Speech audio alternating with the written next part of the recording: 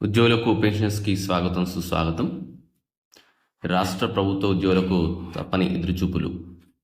రాష్ట్ర ప్రభుత్వ ఉద్యోగులు ఎదురుచూస్తున్న వేతన సవరణ పీఆర్సీ ప్రక్రియలో మరోసారి ఆలస్యం చోటు చేసుకునే అవకాశం ఉంది. ప్రస్తుత పీఆర్సీ కమిషన్ గడువు ఏప్రిల్ 2, 2025న ముగియనుండగా కమిషన్ చైర్మన్ శివశంకర్ ప్రభుత్వానికి లేఖ రాశారు. అందులో కమిషన్ గడువును మరో 4 నుంచి 6 నెలల పాటు పొడిగించాలని సూచించారు.